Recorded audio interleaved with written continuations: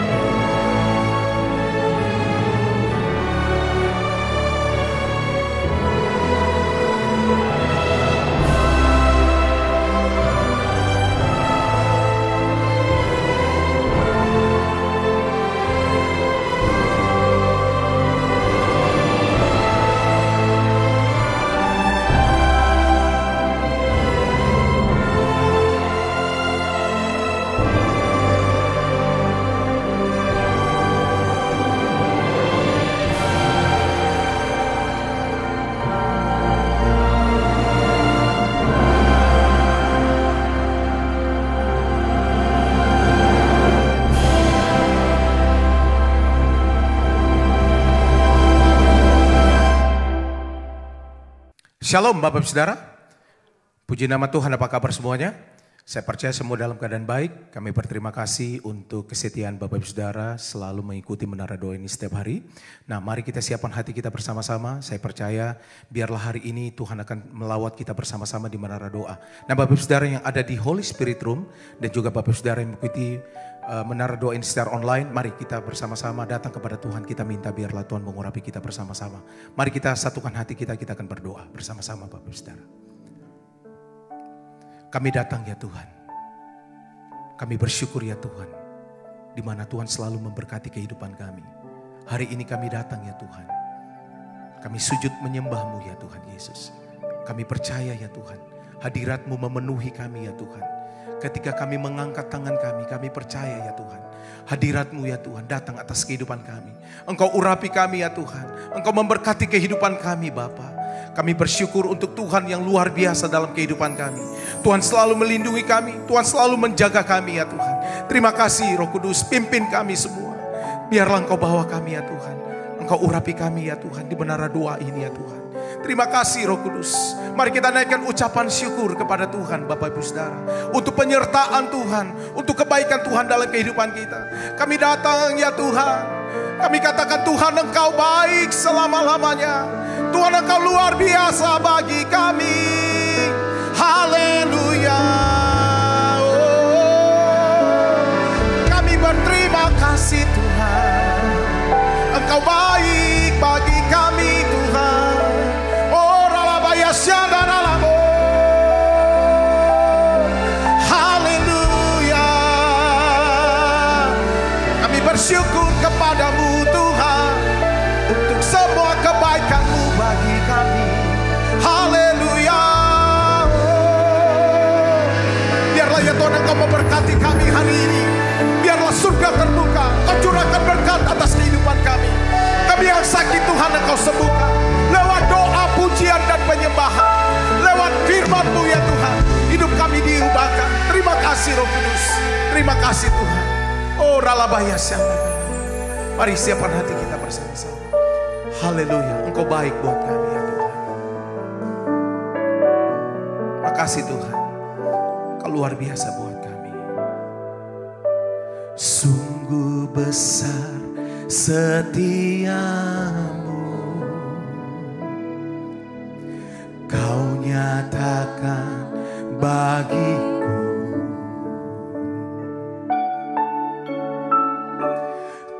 Kau Bapa yang selalu mengerti isi hatiku.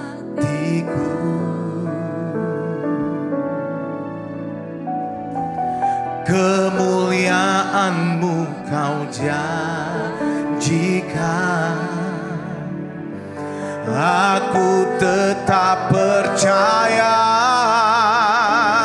Ku percaya janji-Mu ajaib terukir dalam kehidupanku. Ku berserah di dalam kekuatan-Mu, hanya Kau segalanya bagiku. Ku percaya janji-Mu ajaib terukir dalam kehidupanku. Ku berserah di dalam kekuatan-Mu. Ku percaya.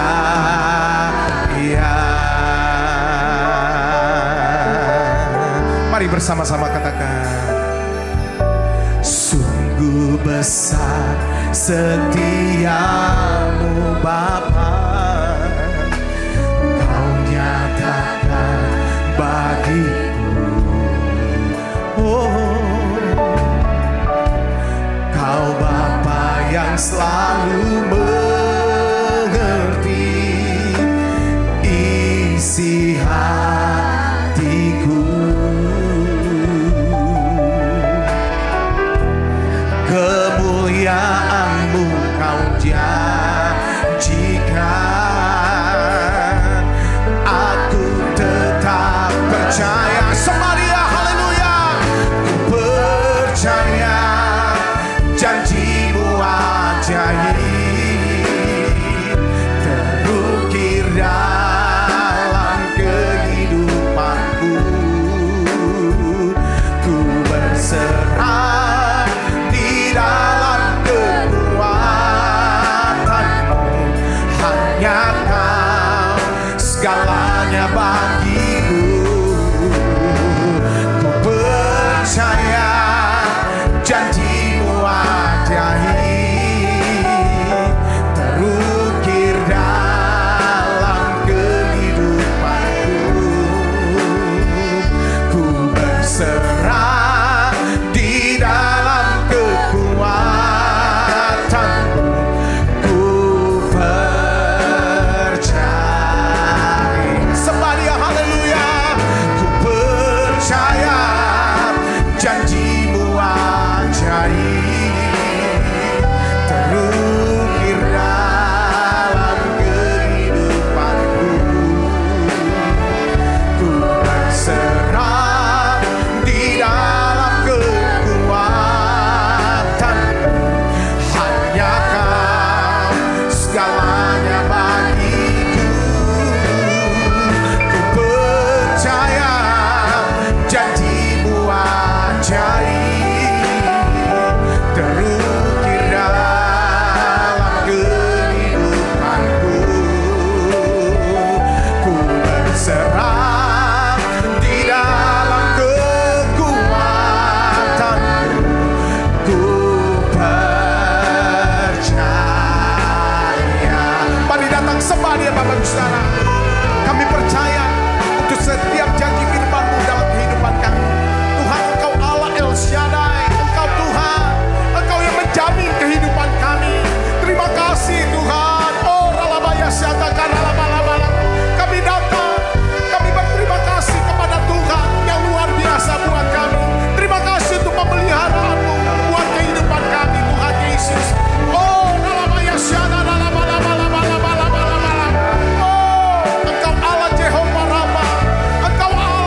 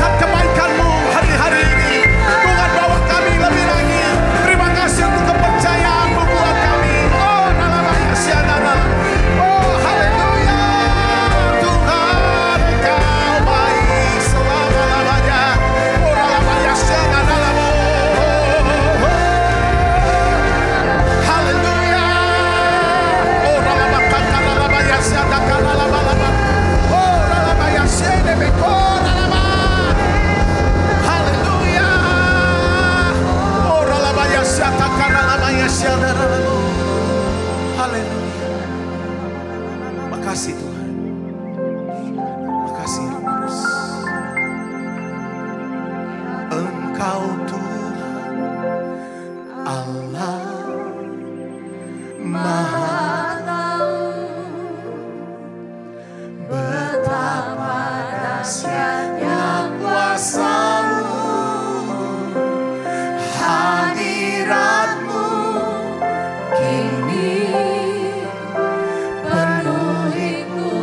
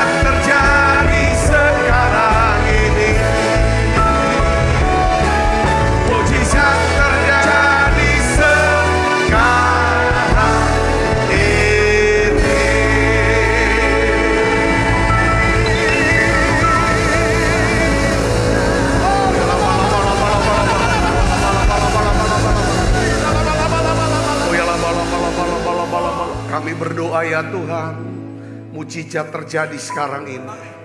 Tuhan, kami berdoa adanya satu terobosan, pemulihan, mujizat ya Tuhan. Curahkan berkat-Mu buat setiap anak-anak-Mu ini ya Tuhan. Aku berdoa ya Tuhan, biarlah lewat menara doa ini kami bisa kenal Tuhan lebih lagi. Kami bisa kenal Tuhan lebih lagi ya Tuhan. Kami bisa kenal hati-Mu ya Tuhan, rencana-Mu, kehendak-Mu ya Tuhan. Bahkan kami bisa mengenal kekayaan hikmat-Mu ya Tuhan, kekayaan kemuliaan-Mu ya Bapa. Terima kasih Tuhan, terima kasih untuk hadirat-Mu yang begitu luas, kuat, begitu dahsyat. Dan aku percaya semua yang sakit Tuhan sudah sembuhkan, yang lemah Tuhan sudah kuatkan, bahkan yang terikat Tuhan sudah lepaskan. Kami percaya terobosan itu sedang terjadi. Makasih Tuhan, urapi hamba-Mu untuk dapat menyampaikan pesan firman-Mu dengan bahasa yang sederhana dan mudah dimengerti. Dalam nama Yesus, sebagai kita yang siap menerima firman, hati gembira, sama-sama katakan amin. Silakan duduk kembali saudaraku. Ya, shalom saudara. Nah, hari ini saya ingin sharingkan ya kan, dan saya beri judul daripada khotbah saya, yaitu kekuatan untuk memperoleh kekayaan. Saya percaya hati Tuhan adalah Tuhan ingin ya memberkati kita bukan cuma dengan berkat rohani, tapi juga Tuhan ingin memberkati kita dengan berkat materi. Yang percaya katakan amin. Karena kita tidak akan mungkin bisa memberi ya kan kalau kita tidak mempunyai, saudaraku. Nah, Tuhan ingin saudara dipakai menjadi saluran berkat Tuhan. Katakan amin. Nah, di dalam Galatia 3 ayat 29 di sini dijelaskan saudaraku. Kita akan baca sama-sama yuk. Kita akan mulai. 1, 2, 3. Dan jikalau kamu adalah milik Kristus, maka kamu juga adalah keturunan Abraham dan berhak menerima apa? Janji Allah. Jadi setiap orang percaya kepada Yesus, dia disebut sebagai keturunan Abraham, saudaraku, ya, dan memiliki hak untuk menerima berkat Abraham. Apa itu berkat Abraham? Saudara, hidup sehat, tua, ya kan, lanjut umur, serta diberkati Tuhan dalam segala hal. Itulah berkat yang Abraham terima. Nah, kalau Ishak, ya kan, adalah anak dari Abraham, son of Abraham, ya. Nah, kita orang yang percaya, ya kan, disebut sebagai seed, keturunan daripada Abraham. Nah, kita akan belajar saudara dari anak, ya kan, daripada Abraham, Ishak, ya. Sama seperti Ishak sebenarnya saudara, ya kan, kita juga sama-sama keturunan Abraham. Katakan amin. Jadi kalau kita lihat bagaimana Allah memberikan kekuatan, saudara, memberikan kekuatan kepada Ishak, saudaraku, ya kan, untuk memperoleh kekayaan. Tuhan juga sedang merencanakan buat setiap kita untuk memperoleh kekayaan. Katakan amin. Saya ingin bagikan gini saudara. Sekali lagi saya diingatkan Tuhan waktu saya doa. Ini masa sekarang adalah masa di mana Tuhan akan melakukan suatu transfer kekayaan. Saudara, dari orang-orang orang fasik kepada orang-orang yang percaya. Nah, di Alkitab itu sudah ditulis beberapa kali saudaraku, ya kan? Kurang lebih ada 7 orang yang mengalami yang namanya transfer kekayaan. Saudaraku, di Alkitab ditulis, saudara. Yang pertama siapa? Abraham. Ya, Kejadian pasal 13 ketika terjadi kelaparan, saudara, Abraham dari tanah Kanaan dia pindah kemana? Ke Mesir. Lalu dia mendapatkan banyak kekayaan dari Raja Mesir. Lalu setelah itu saudara bersama dengan Lot, Alkitab katakan Abraham sangat kaya dan juga Lot. Ishak juga mengalami transfer kekayaan anaknya saudaraku. Juga Yakub dari Laban, saudara kita sudah tahu cerita itu kan, ya kan? Yusuf saudaraku, ya dia menjadi penguasa, pemegang kekuasaan dan kekayaan Mesir, saudara, Yusuf. Lalu Musa, kita tahu saudara, pada waktu sebelum orang Israel keluar dari Mesir, saudara, terjadi transfer kekayaan. Saudara, dari orang Mesir kepada orang Israel. Daud, kita tahu Daud sangat diberkati dan sangat kaya saudaraku. Anaknya Daud, Salomo juga mengalami transfer. Ada 7 orang saudaraku. Yang pertama Abraham, kedua Ishak, ketiga Yakub, keempat Yusuf, kelima Musa, keenam Daud, ketujuh Salomo, dan kedelapan siapa? Saudara dan saya. Yang percaya katakan amin. Coba beri kemuliaan buat Yesus. Apa janjinya? Apa pesan firman-Nya? Saudaraku, dari situ. Mari kita akan lihat di dalam Kejadian pasal 26. Ayat 1. Ya kan saudaraku, kita akan baca sampai ayat 14. Saya ingin ajak saudara untuk baca ayat 1 sampai 3 dulu. Kita baca 1, 2, 3. Maka timbullah kelaparan di negeri itu. Ini bukan kelaparan yang pertama yang terjadi pada zaman Abraham. Sebab itu Ishak pergi ke Gerar kepada Abimelek, raja orang Filistin. Lalu Tuhan menampakkan diri kepada Ishak serta berfirman. Baca yang keras, 1, 2, 3. Janganlah pergi ke Mesir. Diamlah di negeri yang akan kukatakan kepadamu. Tinggallah di negeri ini sebagai orang asing. Maka aku akan menyertai engkau dan memberkati engkau. Sebab kepadamu lah dan kepada keturunanmu akan kuberikan seluruh negeri ini, kata Tuhan. Dan aku akan menempati sumpah yang telah kuikrarkan kepada siapa? Abraham ayahmu. Jadi Tuhan tuh janji kepada Abraham, sekarang omong lagi sama Ishak. Ya, bahwa Tuhan akan memberikan kepadanya apa saudara? Seluruh tanah ini. Tuhan akan berikan seluruh negeri. Sekarang negeri ini diduduki oleh siapa? Saudaraku, sekarang negeri ini dikuasai oleh siapa? Abimelek. Saudara lihat di sini ayat yang pertama, sebab itu Ishak pergi ke Gerar kepada Abimelek orang raja orang Filistin. Jadi saudaraku sebenarnya sekarang kekuasaan tanah segala macam tuh, ternak itu Tuhan janji ini semua itu akan jadi milik kamu. Saya bisa bayangkan, saudara percaya nggak? Saudara bisa bayangkan nggak begini? Ya, mungkin sekarang saudara nggak punya apa-apa, yang ada utang. Atau saudara bukan siapa-siapa, ya kan tidak dikenal oleh banyak orang.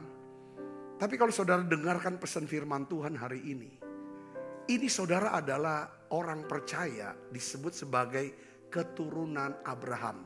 The seed of Abraham. The seed of Abraham. Kita adalah keturunan Abraham yang memiliki hak waris. Saudaraku, bahwa Tuhan janji kepada Abraham, kepada Ishak sekarang, ini loh tanah aku akan berikan. Tapi belum jadi miliknya Ishak. Saudara, tapi masih diduduki oleh siapa? Abimelek orang Gerar. Saya bisa bayangkan, mungkin kata-kata bahasa sehari-harinya adalah, ya kan, aku akan memberikan kepada kamu harta kekayaan. Berupa uang, berbagai macam properti, tanah, bangunan di masa krisis ini. Tetapi semuanya itu masih berada di tangan orang fasik. Saudara percaya gak? Saudara percaya katakan amin. Ini janji Tuhan buat setiap kita. Nah sekarang saudara kita akan lihat. Bagaimana terjadinya yang namanya transfer kekayaan ini. Atau bagaimana caranya memperoleh kekuatan untuk memperoleh kekayaan. Kita lihat jalan ceritanya begini saudaraku. Prinsip-prinsip ini yang kita akan belajar. Ya kan? Mengapa Tuhan melarang Ishak pergi ke Mesir? Saudaraku, saya ingin jelaskan sekarang lagi. Dengan sudut pewahyuan yang baru. Tuhan melarang Ishak pergi ke Mesir karena Tuhan hendak mengajar, mendidik Ishak, anak Abraham ini, saudara. Agar Ishak hidup karena percaya. Seperti Abraham ayahnya. Bukan hidup karena melihat. Mesir, saudara tahu Mesir? Mesir adalah sebuah gambaran kehidupan, ya kan? Yang bergantung pada sesuatu yang kelihatan atau yang dapat dilihat oleh mata jasmani. Mesir bicara tentang apa saudara? Sebuah gambaran kehidupan tentang jerih lelah manusia tanpa campur tangan Tuhan. Saudara, saya akan jelaskan ayatnya.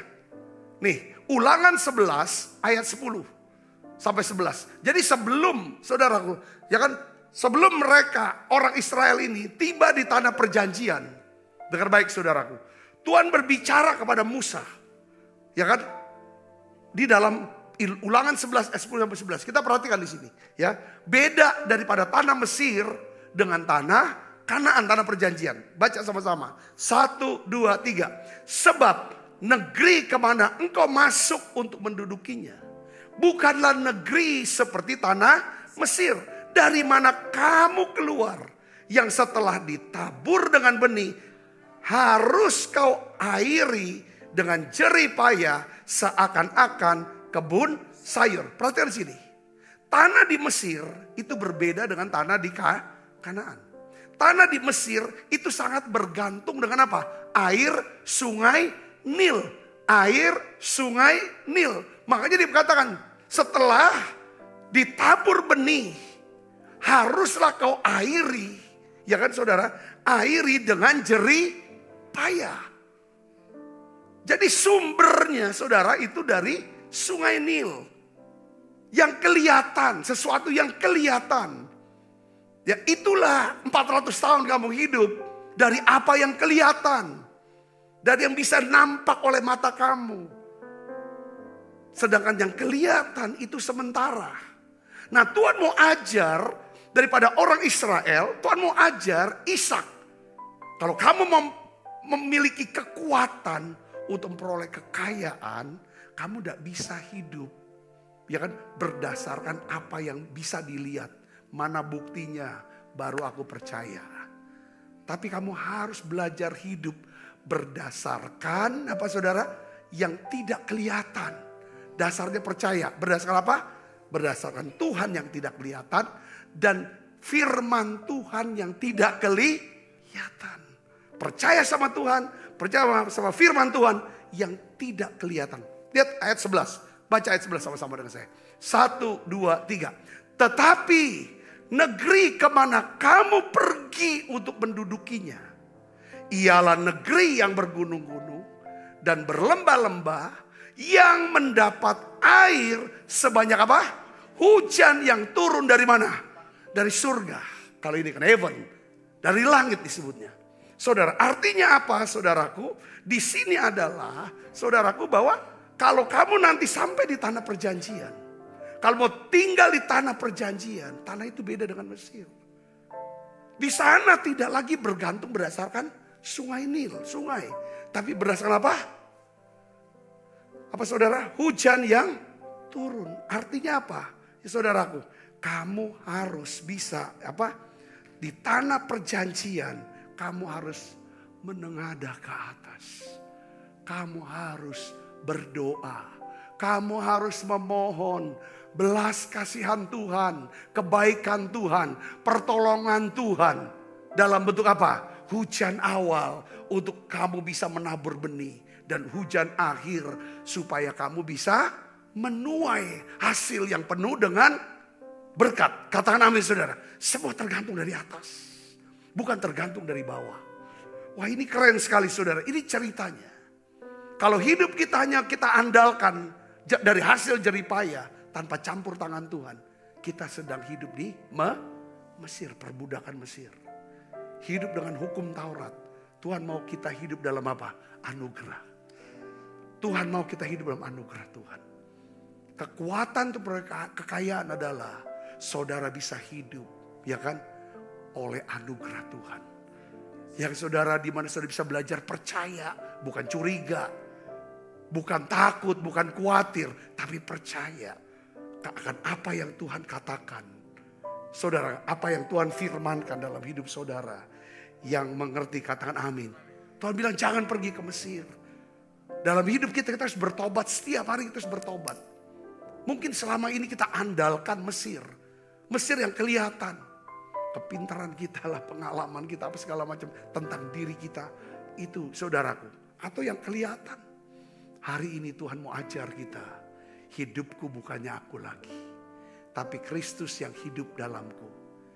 Hidup yang aku jalani. Hidup oleh iman kepada anak Allah yang mengasihi aku. Katakan amin saudara. Ketika Ishak, saudara, Tuhan melarang Ishak untuk pergi.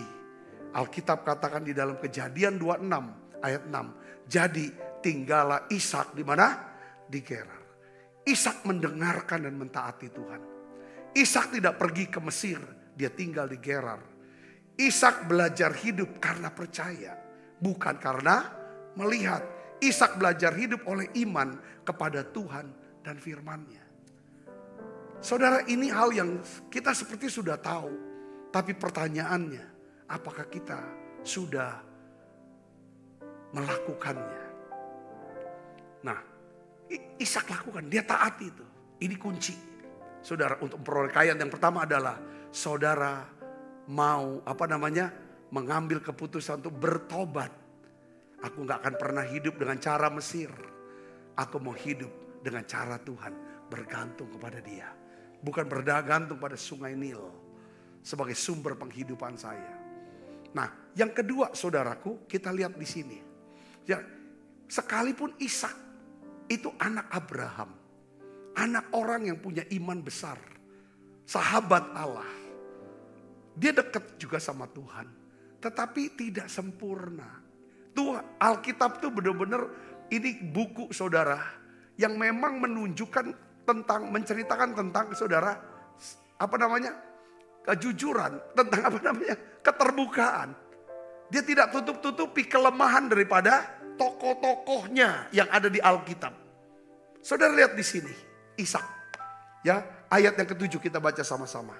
Ya, sampai ayat yang ke-11 kita baca. 1, 2, 3. Ketika orang-orang di tempat itu bertanya tentang istrinya, berkatalah Ishak, dia saudaraku. Saya tanya sama saudara, apakah Ribka ini saudaranya Ishak atau istrinya Ishak?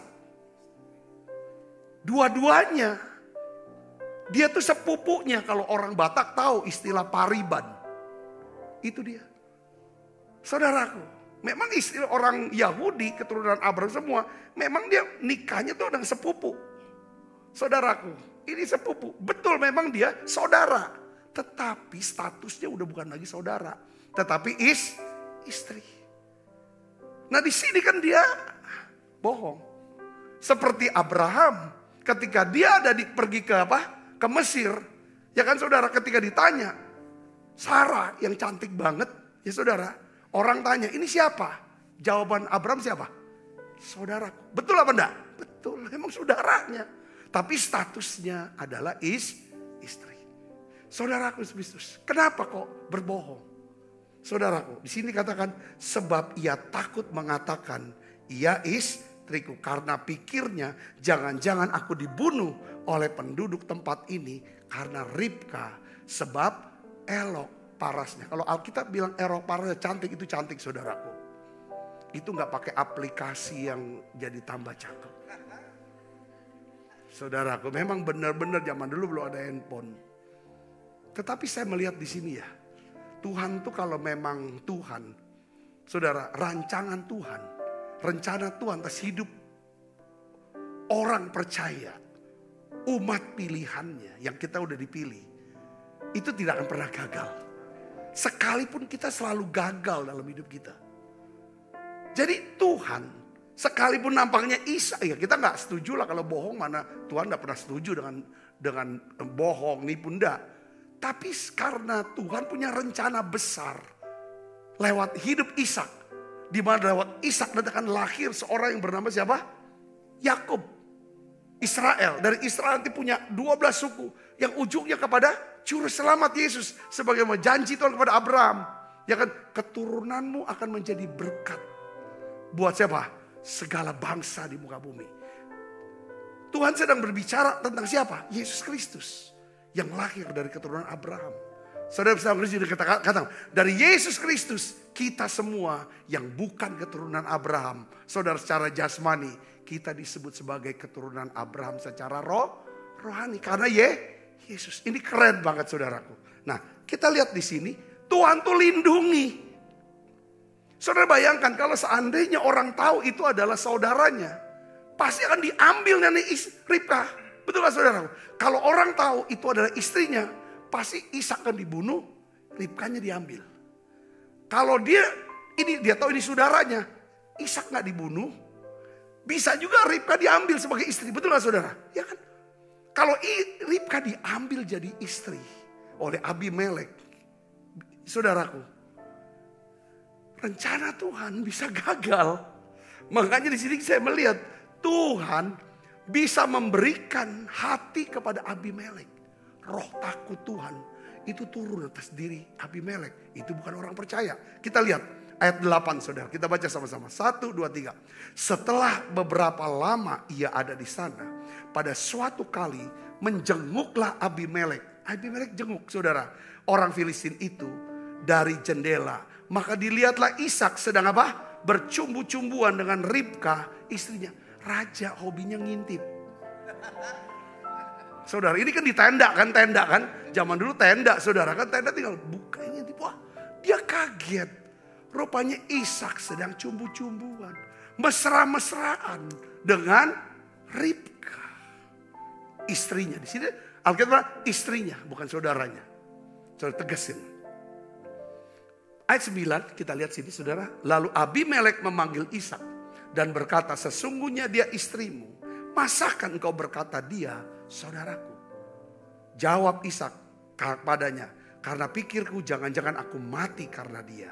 Tetapi Abimelek berkata, baca yang keras, apakah juga yang telah kau perbuat ini terhadap kami? Mudah sekali terjadi salah seorang dari bangsa ini tidur dengan istrimu, sehingga dengan demikian engkau mendatangkan kesalahan atas kami. Ada roh takut akan Tuhan. Saudaraku, ya kan? Lalu Abimelek memberi perintah kepada seluruh bangsa itu, siapa yang mengganggu orang ini atau istrinya, pastilah ia akan dihukum mati. Katakan amin. Tuhan lindungi. Nah sekarang setelah Tuhan sudah lindungi Ishak, lalu Ishak jalan keluar saudaraku. Apa yang dibuat oleh Ishak? Ayat selanjutnya kita baca yuk. Ayat 12 sampai 14. Baca sama-sama dengan saya. 1, 2, 3. Maka menaburlah Ishak di tanah itu. Dan dalam tahun itu juga ia mendapat hasil berapa? 100 kali lipat. Sebab ia diberkati Tuhan. Dan orang itu menjadi kaya. Bahkan kian lama kian kaya. Sehingga ia menjadi sangat kaya. Ia mempunyai kumpulan kambing domba dan lembu sapi. Serta banyak anak buah. Sehingga orang Filistin itu cemburu kepadanya. Alkitab katakan Ishak menabur di tanah yang mengalami kekeringan dan kelaparan. Tetapi tahun itu juga Ishak mendapat hasil berapa? 100 kali lipat. Sebab Ishak diberkati Tuhan. Saudaraku, saya bernubuat. Di masa-masa krisis ini, Tuhan akan membuat saudara mendapatkan hasil 100 kali lipat dari segala benih iman yang telah saudara taburkan di rumah Tuhan untuk pekerjaan Tuhan, supaya nama Tuhan dipermuliakan, sebab saudara diberkati Tuhan. Yang percaya katakan amin. Coba beri tepuk tangan yang meriah buat Yesus. Alkitab katakan, ya, orang itu menjadi apa? Kaya. Bahkan kian lama kian menjadi kaya. Sehingga ia menjadi sangat, ada 3 bagian saudaraku. Yang pertama dikatakan orang itu menjadi kaya. Kian lama kian kaya. Sehingga ia menjadi sangat kaya. Sekali lagi saya berdoa, saya bernubuat untuk saudara yang saya kasihi. Ya, di saat saudara mulai menabur benih iman dengan membawa persembahan ke dalam rumah Tuhan, ya, untuk pekerjaan Tuhan, sehingga ada banyak orang menerima kebaikan Tuhan, belas kasihan Tuhan, pertolongan Tuhan di saat mereka membutuhkannya. Saya berdoa dan bernubuat, saudara akan menuai 30 kali lipat. Tuhan membuat saudara menjadi kaya. Saudara akan menuai 60 kali lipat. Tuhan akan membuat saudara kian lama, kian menjadi kaya. Saudara akan menuai 100 kali lipat. Tuhan akan membuat saudara menjadi sangat kaya. Dalam nama Yesus. Terjadi dalam nama Yesus. Beri kemuliaan buat Yesus. Haleluya. Saya percaya, kenapa saya harus khotbahkan ini lagi? Saya sudah sering khotbah ini. Inilah masa di mana Tuhan ingin memberkati hidup saudara. Kalau Tuhan bekerja, dia bekerja pertama-tama lewat apa? Firman Tuhan. Firman yang kita dengarkan, kita percayai, kita perkatakan, kita doakan, dan kita lakukan. Amin. Nah sekarang saya ingin bagikan kepada saudara begini. Ya kan? Apa kunci? Ya kan? Hidup dalam berkat Tuhan yang berlimpah. Ya kan? Apa rahasia daripada Ishak? Saudaraku, saya melihat yang pertama, saya ulangi lagi. Ishak menabur benih di tanah yang subur. Ishak menabur benih. Benih itu mati tertanam dalam tanah. Lalu Ishak berdoa mengharapkan Tuhan, saudara, menurunkan hujan untuk membangkitkan benih yang sudah mati itu. Supaya benih itu bisa tumbuh menjadi pohon dan menghasilkan apa? Buah. Katakan amin. Dia tabur benih ke dalam tanah yang subur. Dia berdoa supaya Tuhan menurunkan hujan supaya terjadi kebangkitan atas benih ini. Benih itu harus mati dan dia harus bangkit. Bangkitnya berupa jadi apa? Pohon yang berbuah. Seperti hidup kita, saudara. Kita harus mati atas hidup kita yang lama, tanam. Saudara, dan minta daripada hujan rohnya. Kepenuhan roh kudusnya. Hujan rohnya. Untuk apa? Saudara, membangkitkan kita. Untuk memiliki manusia baru. Apa maksudnya manusia baru di sini? Saudaraku, setiap kali kita menabur ya. Kita bisa menabur dengan uang. Dengan doa-doa kita. Dengan perbuatan baik kita. Untuk nolong orang. Apapun supaya banyak orang bisa memuliakan Tuhan. Memuji Tuhan. Banyak orang bisa diselamatkan. Saudaraku, dengar baik saudaraku. Itu semua benih.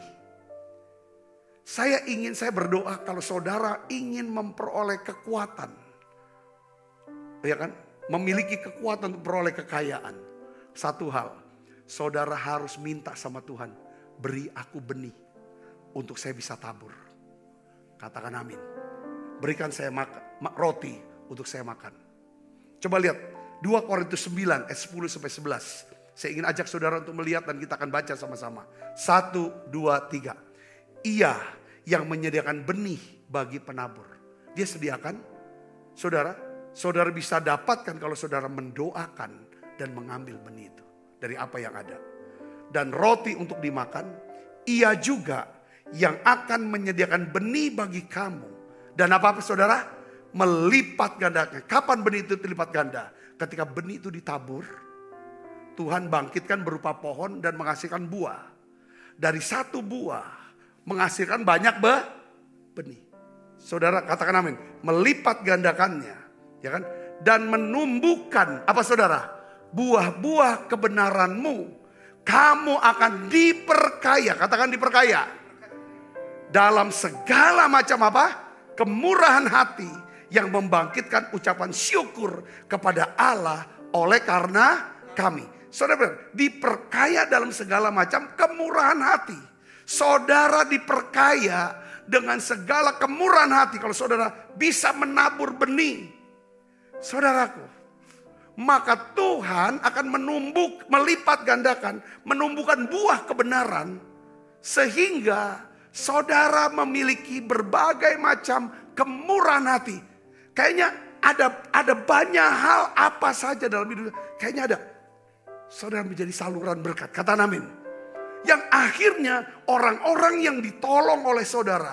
Yang diberkati oleh saudara. Ada ucapan syukur kepada Allah. Ini yang namanya hidup. Saudara, rahasia hidup dalam berkat Tuhan yang berlimpah. Kata amin. Selalu berpikir apa yang bisa aku bantu. Apa yang bisa berikan untuk Tuhan. Untuk pekerjaan Tuhan. Untuk penginjilan. Untuk banyak orang bisa percaya. Untuk lebih banyak orang bisa beribadat tiap hari minggunya. Saudaraku, ya kan? Bagaimana orang ini bisa punya iman.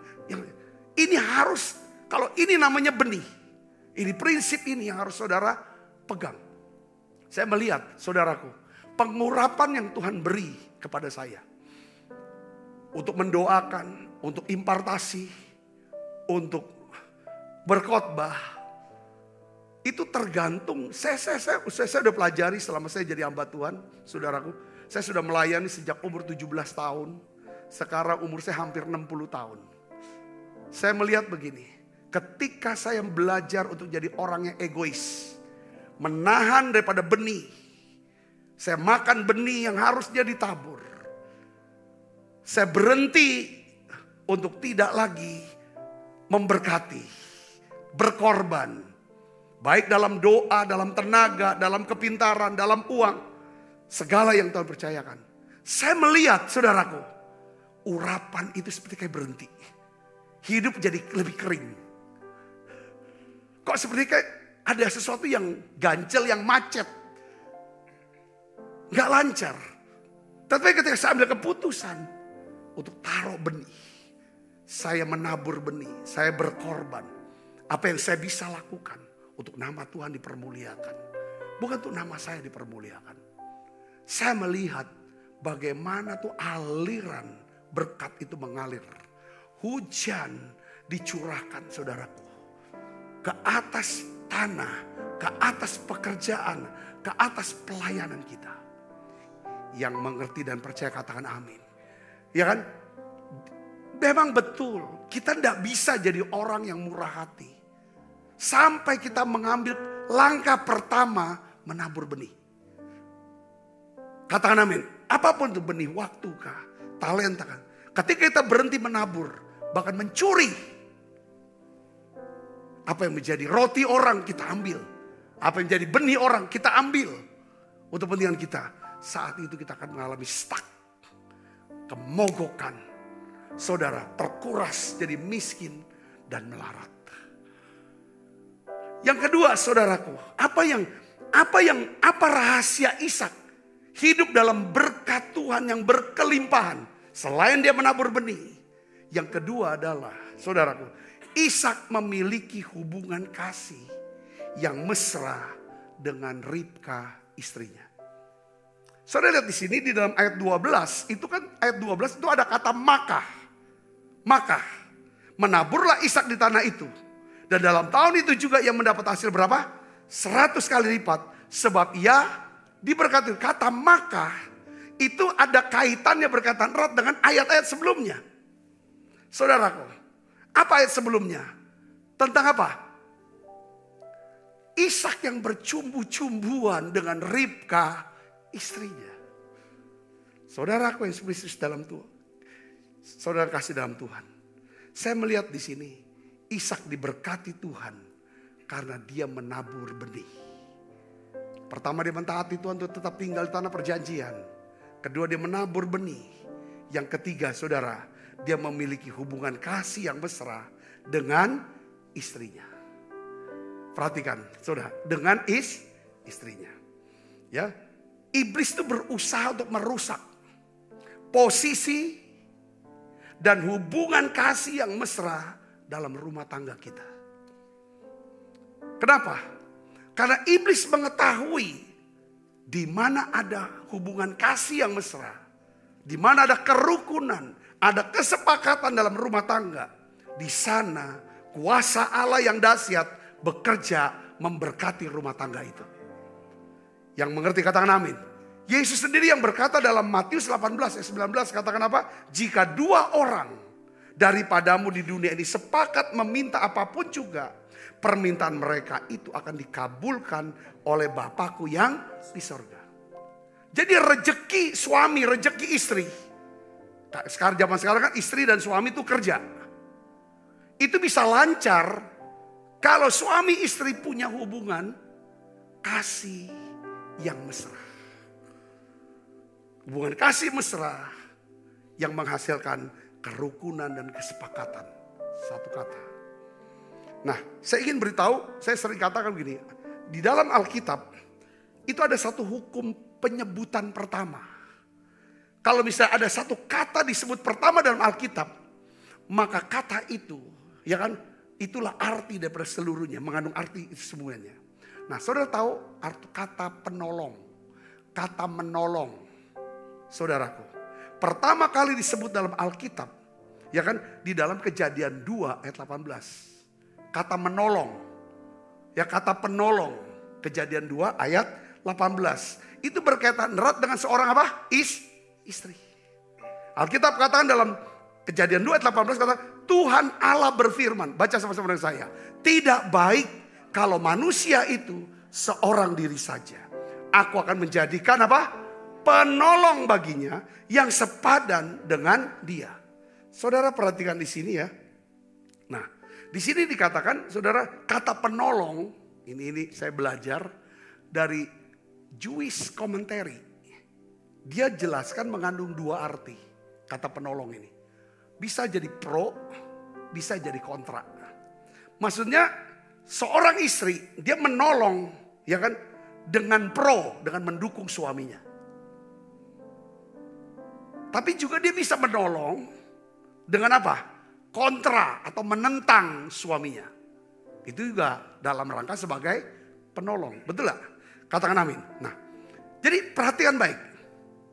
Ya, seorang istri seharusnya bukanlah seorang penghalang, penentang daripada suaminya. Tuhan memberikan seorang istri buat seorang laki-laki untuk menjadi seorang penolong. Katakan amin. Nah, perhatikan sini. Sekalipun seorang istri atau saudara sebagai istri itu menentang suami. Ya kan? Misalnya istri saudara menentang saudara. Sesungguhnya dia sedang menolong saudara suami. Berapa banyak saudaraku karena istri nolak. Enggak, aku udah setuju. Sampai ribut besar. Akhirnya suami ya supaya untuk mengamankan rumah tangga. Akhirnya gak jadi karena istri tidak setuju. Itu justru menyelamatkan keluarga. Amin gak saudaraku? Kok gak amin? Suami gak amin. Ya dah, amin? Amin loh, bisa loh. Ya dah. Bisa saja karena dia tentang. Nah. Tapi saya ingin beritahu kepada saudara satu hal gini. Ya, ibu-ibu, para istri.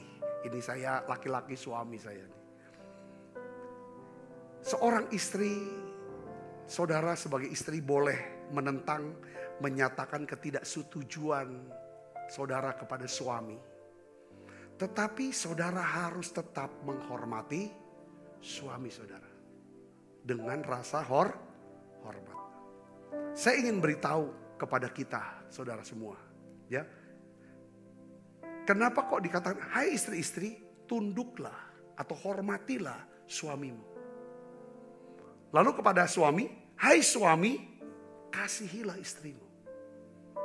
Karena buat seorang laki-laki, ya saudara, dia lebih suka, saudaraku, dia lebih suka buat seorang laki-laki, saya ingin beritahu ya saudaraku.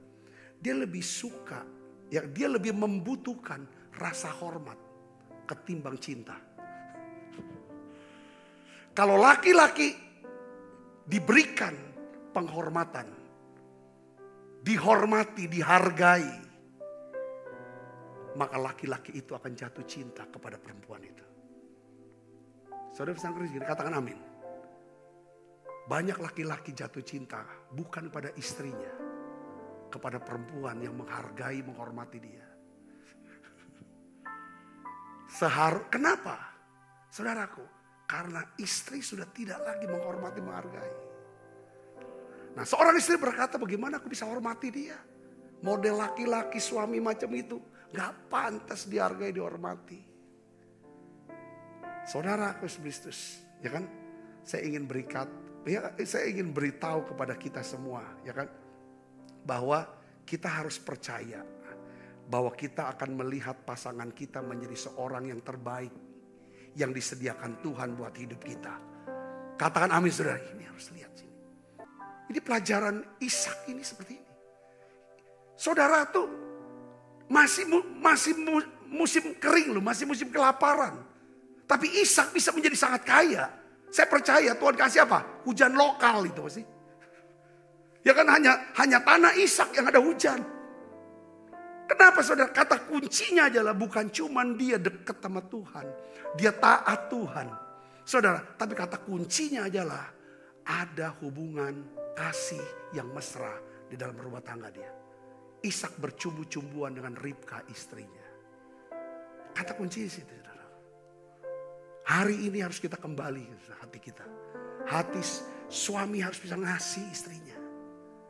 Tapi istri aku gak hormati aku, tetap kasihi dia. Seperti Kristus mengasihi kita. Di mana kita pun sering tidak hormati Kristus. Tidak hormati Tuhan. Katakan amin. Karena istri itu selalu, ya dari sejak awal Adam perempuan mau ambil keputusan untuk suaminya. Ini aku sudah makan, kau makanlah. Suami gak enak. Aku makan tebuang, Ida makan, istriku yang tebuang. Ngerti gak saudaraku? Itu jadi hal-hal seperti ini. Dimana ini penting, ini harus jadi perhatian. Kenapa gak ada berkat? Saudaraku, nah saya ingin bicara lagi satu hal lagi. Ulangan 8 ayat 18. Kita buka Alkitab kita. Kita baca sama-sama. 1, 2, 3. Tetapi haruslah engkau ingat kepada Tuhan Allahmu. Sebab dialah yang memberikan kepadamu kekuatan untuk memperoleh kekayaan.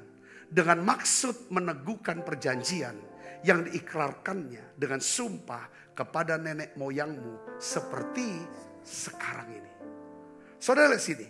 Harus kamu ingat kepada Tuhan Allahmu bahwa dialah yang memberikan kepadamu apa? Kekuatan. Untuk memperoleh kekayaan. Tuhan tidak memberikan kekayaan. Tapi Tuhan memberikan apa? Kekuatan. Katakan seperti saya, kekuatan. Ya, Tuhan memberikan kekuatan. Untuk memperoleh kekayaan. Nah, kata kekuatan dalam bahasa Ibraninya itu disebut koach. K-O-A-C-H. Koach. Ya, di mana akar katanya itu dalam bahasa Ibrani kalah. Yang bahasa Inggrisnya bride atau mempelai perempuan. Nah, lo saudara. Jadi kekuatan untuk peroleh kekayaan itu ada di mana saudara kekuatannya? Dari seorang penolong yang sepadan. Namanya siapa? Istri. Katakan amin. Ketika terpisah antara istri dan suami, suami tidak akan pernah punya kekuatan untuk memperoleh kekayaan. Si istri yang tidak rukun dengan suaminya, dia juga gak akan punya. Istri punya kunci gak ada motor. Si suami ada motor gak ada kunci. Ini seperti itu. Saudara kasih dapat. Makanya surat Petrus katakan, ya kan? Kita harus bisa hidup layak. Harus bisa menghormati, mengasihi istri. Ya kan? Sebagai teman pewaris dari tahta kasih karunia. Jadi ada berkat-berkat tertentu dalam hidup kita. Yang kita sebagai laki-laki tidak akan pernah bisa dapatkan apabila kita tidak bersama dengan istri kita. Katakan amin. Istri pun tidak akan pernah bisa dapatkan berkat yang terbaik apabila dia tidak bersama dengan siapa? Suaminya. Saya bisa ngerti. Katakan amin. Ini yang harus kita dapatin. Poinnya. Kata kuncinya. Bukan cuma sekedar kerja keras dan pinter. Gak cukup. Saudaraku.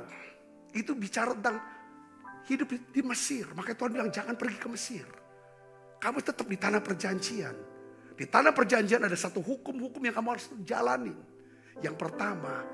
Air itu datangnya dari surga. Untuk bisa air itu bisa turun. Itu harus berdoa. Itu bicara hujan. Itu selalu bicara tentang berkat Tuhan dicurahkan. Yang bisa datang dengan merendahkan diri, bertobat, berbalik dari jalan jahat, lalu berdoa pada Tuhan minta. Baru turun. Yang ngerti katakan amin saudara. Ya kan? Di situ ada hidup damai.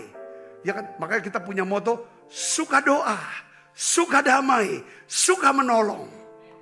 Katakan amin saudara. Ini prinsip untuk mau hidup dalam berkat Tuhan. Makanya kita buka sekolah, kita namai sekolahnya Bethesda, rumah kemurahan. Ada kemurahan Tuhan di sana. Ada kebaikan Tuhan. Ada pemberian-pemberian yang baik. Saudara bisa mengerti, dikatakan amin. Katakan amin. Iya kan? Ya ini bicara tentang bahwa apabila suami dan istri rukun sehati sepakat, maka iblis tidak kuasa menahan kita untuk memperoleh kekayaan yang dicurahkan ke atas rumah tangga kita. Yang percaya katakan amin. Nah pertanyaan sekarang, lanjut ya saudara ya, lanjut ya. Ini Tuhan tuh memberkati kita dengan berkat apa? Berkat materi. Saudaraku, Tuhan memberkati Ishak bukan dengan berkat rohani saja, tapi berkat materi. Sini katakan apa? Ia mempunyai, ayat 14 baca sama-sama. Ia mempunyai apa? Kumpulan kambing domba, lembu sapi, serta banyak anak buah sehingga orang Filistin itu cemburu kepadanya. Ada banyak orang berpikir bahwa Tuhan memberkati kita hanya dengan kekayaan rohani, kekayaan yang tidak kelihatan, kekayaan yang ada di dalam hati, kaya hati. Nah, saudaraku, Alkitab menjelaskan bahwa Ishak mempunyai kumpulan kambing domba, lembu sapi, serta banyak anak buah. Sehingga orang Filistin itu apa? Cemburu kepadanya. Saya sekali lagi berdoa dan mau bernubuat tuh saudara. Saat saudara menabur benih iman di masa-masa krisis ini. Pada akhir tahun ini orang Filistin akan cemburu pada saudara. Katakan amin. Kapan orang cemburu kepada kita? Pada saat kita diberkati dengan kekayaan, dengan keberhasilan, dengan kesuksesan, dengan promosi. Katakan amin. Saudara, kalau ada orang iri hati sama kita, kalau ada orang iri hati sama saudara, saudara harus bersuka cita. Kenapa? Tandanya saudara sedang diberkati oleh Tuhan. Ngerti gak saudara? Itu jangan marah. Karena upah atau bagian yang tidak bisa dipisahkan dari keberhasilan, promosi, dan kekayaan adalah apa? Iri. Orang Filistin akan cemburu kepada kamu. Amin. Tuhan akan memberkati saudara. Di mana dunia bisa melihat dengan mata jasmani. Bahwa saudara diberkati oleh Tuhan. Orang Filistin itu akan cemburu sama saudara. Saudara diberkati, katakan amin. Itu perjanjian lama, perjanjian baru. Ada gak janji Tuhan? Ada. Kita baca, ini ayat terakhir. Markus 10 ayat 29 dan ayat 30. Kita baca 1, 2, 3. Jawab Yesus, aku berkata kepadamu, sesungguhnya setiap orang yang karena aku, karena Injil, meninggalkan rumahnya, saudaranya laki-laki atau saudaranya perempuan, ibunya atau bapaknya, anak-anaknya atau ladangnya. Ya, orang itu sekarang, kapan? Sekarang, pada masa ini juga akan menerima berapa? 100 kali lipat. Apa? Rumah. Rumah kan kelihatan. Saudara laki-laki, saudara perempuan, ibu, anak, dan ladang. Sekalipun disertai berbagai, apa penganiayaannya? Bukan disembelih, bukan. Saudara, dicemburui. Itu penganiayaan, betul tak? Ketika saudara dipromosi, sekedar saudara diberkati. Orang-orang mulai iri sama saudara, itu namanya penganiayaan. Diceritain, dijelekin di mana-mana gitu kan. Saudara disingkirkan hanya karena saudara promosi. Itu namanya penganiayaan zaman sekarang. Katakan amin. Tuhan bilang, kalau kamu, dia kan karena Injil, karena Tuhan, karena Injil, ya kan kita berikan waktu kita. Saudara, istri kita, ya kan kehilangan waktu bersama dengan kita. Anak-anak kita kehilangan waktu sama kita. Uang yang harusnya kita pakai, ya kan untuk liburan, mungkin untuk apapun, kita pakai untuk Injil, untuk gereja, untuk pekerjaan Tuhan. Tuhan bilang, ya kan pada saat ini, sekarang ini juga, pada masa ini juga, aku akan ganti 100 kali lipat. Ya kan, dikatakan rumah, ini bicara sesuatu kekayaan, Tuhan akan ganti. Yang kedua dia bilang, dia sebutin untuk orang-orang, ya kan saudara. Saudara apa namanya di sini katakan, saudara laki-lakinya. Ini bicara apa? Kualitas. Ada quality time. Kualitas. Kualitas hubungan. Ada kualitas hubungan. Kualitas itu, arti kualitas itu berkat dari Tuhan.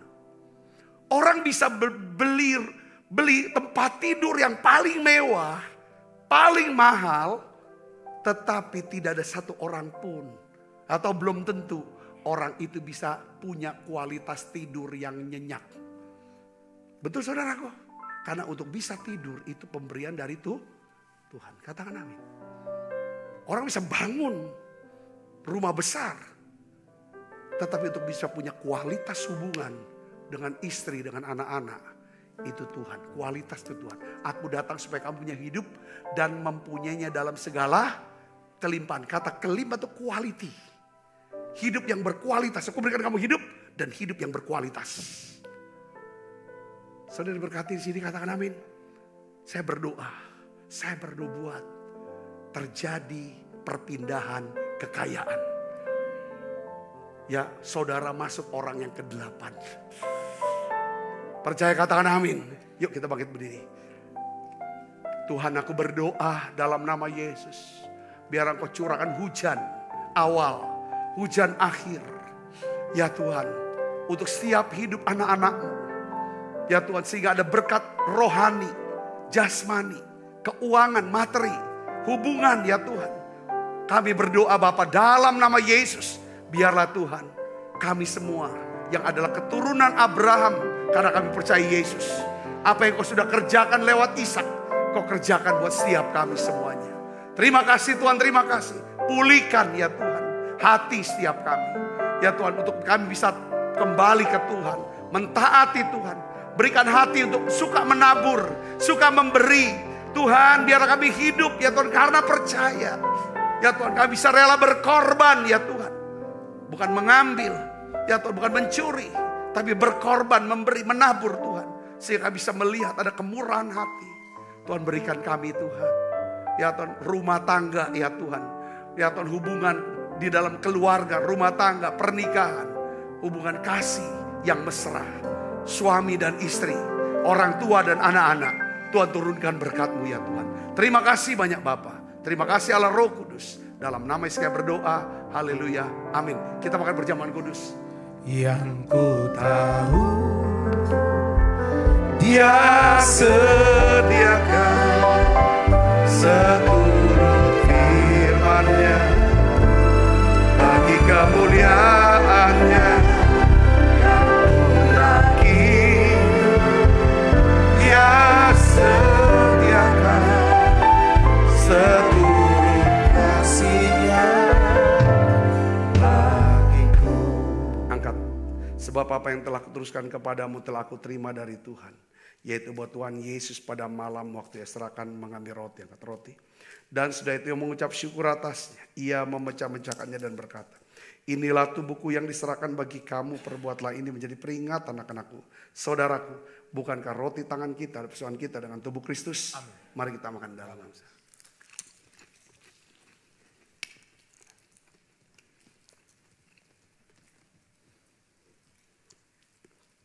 Angkat cawan. Demikian juga yang mengambil cawan sudah makan berkata, cawan ini ada perjanjian baru yang dimeteraikan darahku, perbuatlah ini setiap kali kamu meminumnya menjadi peringatan anak-anakku. Saudaraku, bukankah cawan perjanjian ini atasnya kita ucapkan syukur ada persoalan kita dengan darah Kristus? Mari minum dalam nama. Terima kasih Tuhan. Terima kasih Tuhan anugerah-Mu. Haleluya. Mari naikkan pujian ini bersama-sama, katakan terima kasih.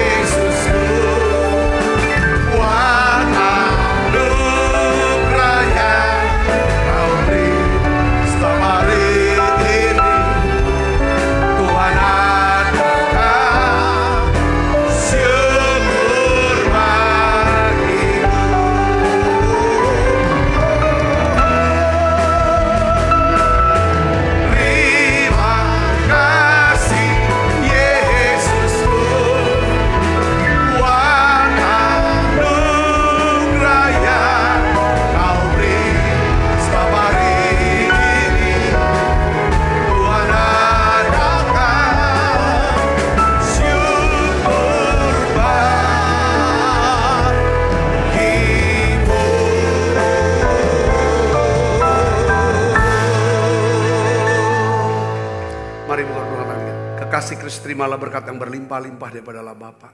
Di dalam anaknya yang tunggal Tuhan Yesus Kristus. Persetujuan yang manis daripada Roh Kudus berkata kita semua. Mulai saat ini sampai Yesus datang menjemput kita dengan permai dan sampai selama-lamanya. Semua kita yang percaya berkati sama-sama katakan amin. Tuhan berkati saudara semuanya.